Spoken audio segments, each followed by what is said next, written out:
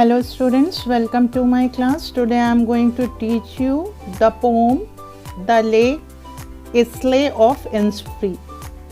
This well-known poem explores the poet's longing for the peace and tranquility of Innisfree, a place where he spent a lot of time as a boy. This poem is a lyric. This poem is written by William Butler Yeats.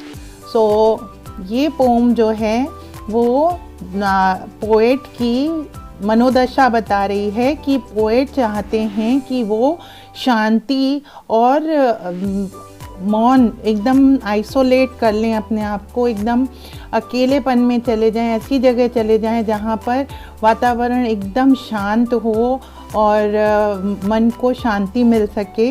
और वो ऐसी जगह को ढूंढ रहे हैं जो कि लेक ऑफ इन्निसफ्री है।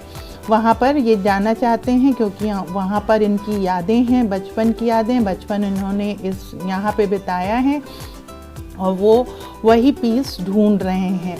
आइए देखते हैं पोम में क्या बताया है पोएट ने।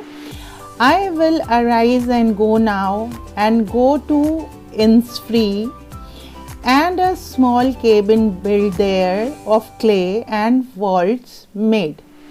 9 beans rows will I have there, a hive from the honey bee, and live alone in the bee loud glade.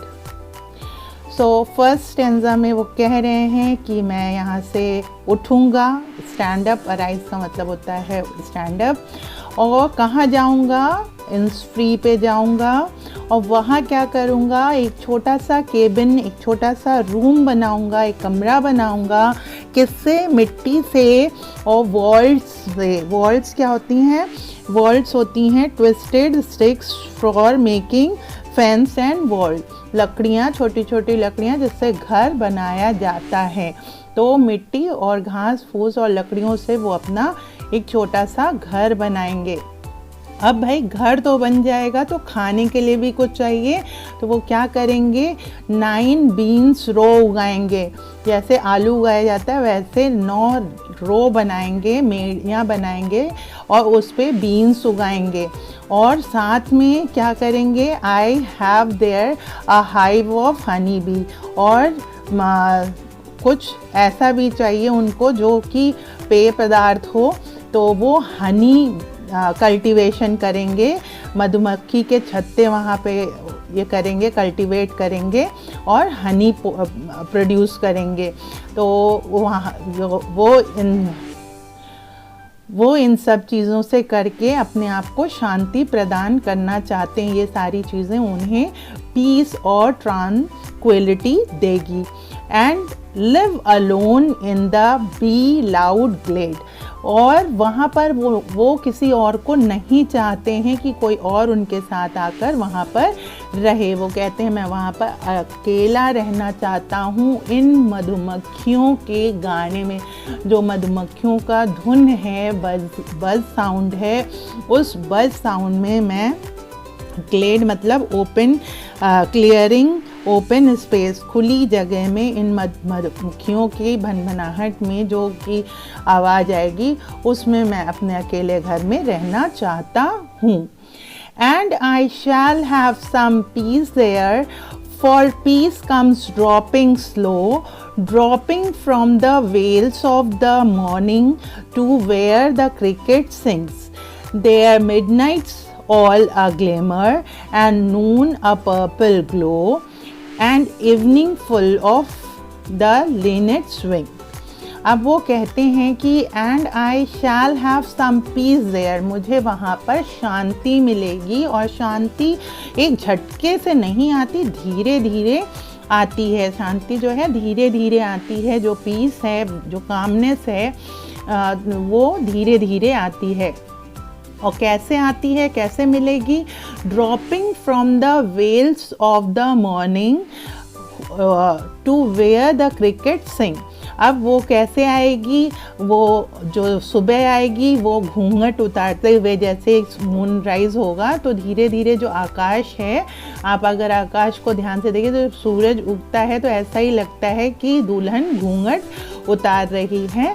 तो धीरे धीरे मॉर्निंग आएगी, वेल का मतलब होता है घूंघट, घूंघट उतारते हुए आएगी। और साथ में क्या होगा, क्रिकेट झिंगुर के गाने की आवाज़ होगी। There midnight's all a glimmer, midnights जो रात होगी वो सितारों से भरी होगी, टमटमाती होगी। और जो नून है, जो दोपहर है, वो पर्पल ग्लो होगा, क्योंकि सूर्य पूरी तरीके से चमकेगा और उसकी चमक पर्पल कलर का ग्लो लेकर आएगी। इस तरीके से उन्हें मॉर्निंग और इवनिंग, मिडनाइट और नून, आफ्टरनून की पीस मिलेगी। और इवनिंग में क्या होगा, and evening full of Lynette swing, और इवनिंग में मैं वहाँ जब बैठूँगा तो मुझे लिनेट स्विंग, लिनेट्स छोटी छोटी ब्राउन और ग्रे कलर की बर्ड्स होती हैं, और वो जब उड़ेंगी शाम को चहचहाते हुए उड़ेंगी, उनके पंखों की आवाज़ आएगी, उनके चहचहाने की आवाज़ आएगी, उससे मुझे पीस मिलेगी, उससे मुझे शांति मिलेगी। ये सारी चीज़ें जब मैं नेचर के बीच में बैठूँगा तो वो मुझे शांति मिलेगी।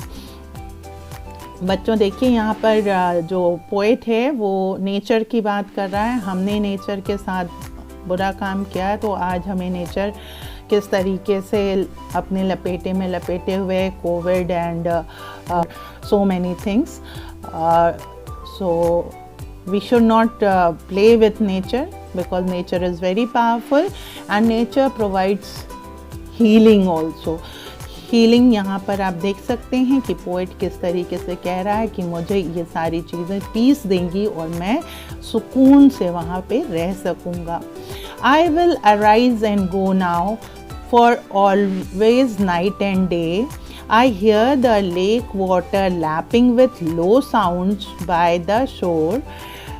While I stand on the roadway or on the pavement's grey, I hear it in the deep heart score. तो वो कहते हैं कि अब मैं उठूँगा और अभी मैं वहाँ पर चला जाऊँगा, for always night and day वहाँ चला जाऊँगा। क्यों चला जाऊँगा, क्योंकि मैं सुन सकता हूँ लैपिंग मतलब हिटिंग साउंड, जो हिट करते हैं पत्थरों पे, जो लहरें हिट करती हैं उसकी साउंड, जो मुझे लहरों की आवाज़ आती है जो चट्टानों को हिट करती हैं।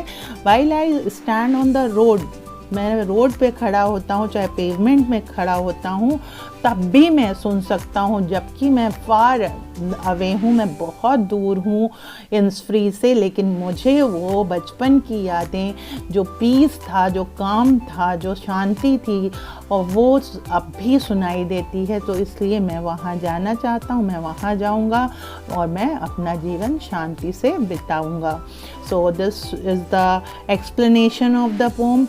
Let us see the rhyming scheme. Rhyming scheme तीनों स्टैंजा की एक ही है, A B, क्योंकि आप देख सकते हैं free is rhyming with B and made is rhyming with glade.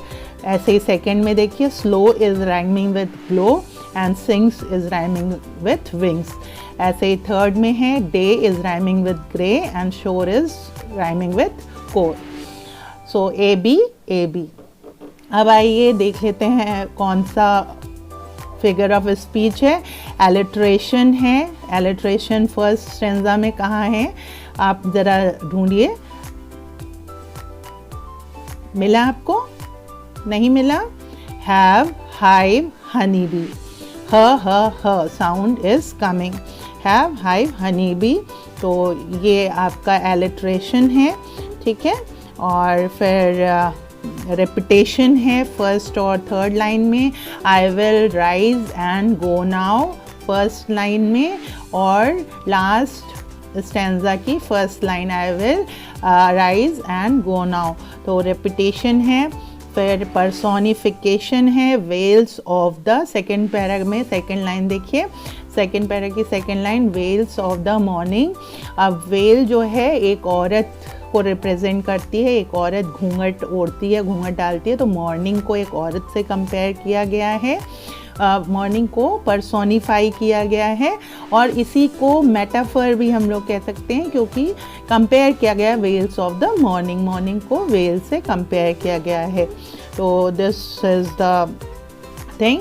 और लास्ट स्टैंजा में भी एलिट्रेशन है, lake lapping low, lake lapping low, second line lake lapping low जो है वो एलिट्रेशन है, because L L L sound is coming. So hope that you have understood the poem, and if you have any problem you can write down in the comment box. I am always there to help you out. I will be back with a new video. Till then, stay safe, stay healthy.